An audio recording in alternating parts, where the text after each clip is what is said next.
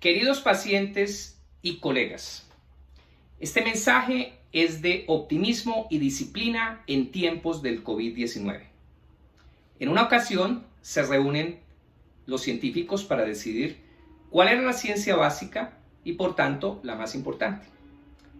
El médico se levanta y dice: la medicina es la más importante. Sin medicina no hay vida humana.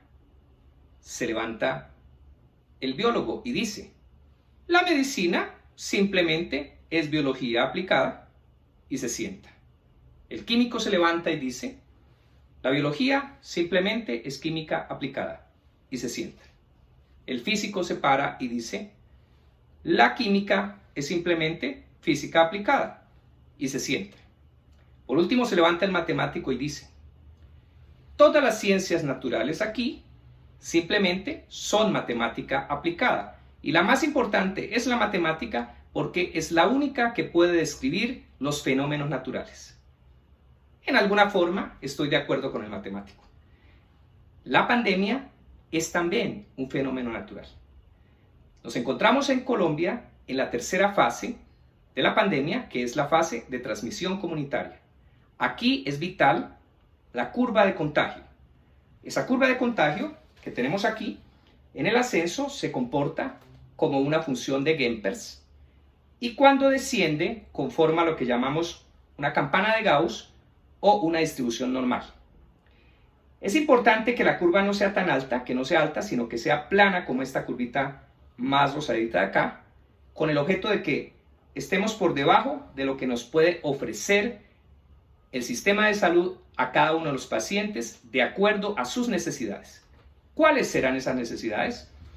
Aquí vamos a ver este trabajo publicado en la revista china de epidemiología el 19 de febrero, cuando los chinos se encontraban terminando la tercera fase de su pandemia, de su epidemia en ese momento. Ustedes observan la mortalidad cruda, o sea, la tasa de muertes cruda es del 2.3% en ese momento, pero para los pacientes mayores de 80 años era cercana al 15%, 14.8%.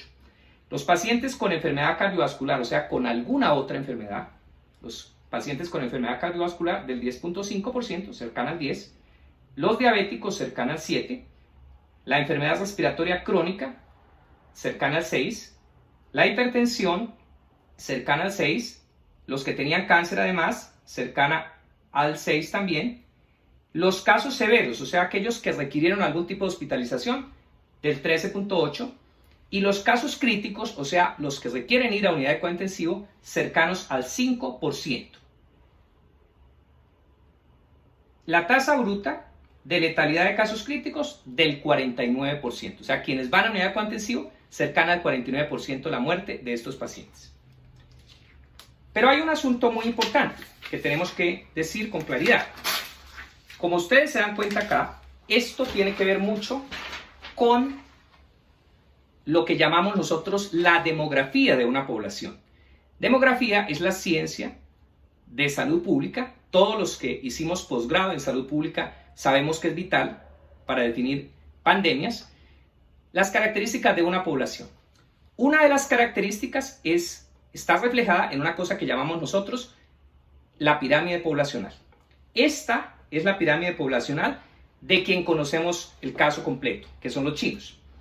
En China, los pacientes de riesgo, que son mayores de 60 años en términos generales, porque los mayores de 60 años tienen más enfermedades del corazón, probablemente otras enfermedades. Mayores de 60 años en China son el 16.9%. En Colombia, los mayores de 60 años son el 12.6% de los pacientes. En Italia, en España, los mayores de 60 son el 25.7%. Y en Italia los mayores de 60 años son el 28.9% de la población. Entonces, ¿cómo puede ser igual el comportamiento de la pandemia? Si todos los países cumplieran con las medidas adecuadas, ¿cómo podría ser igual el comportamiento de la pandemia en términos de muertes y en términos de afectación de la población?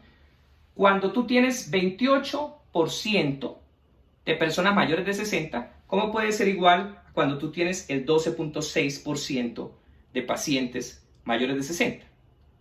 Por eso es que observamos lo que pasa en España y en Italia. ¿Eso qué quiere decir? Que nosotros tenemos que cumplir con las medidas sanitarias apropiadas, que en este caso son el confinamiento, que también hemos llamado de cuarentena.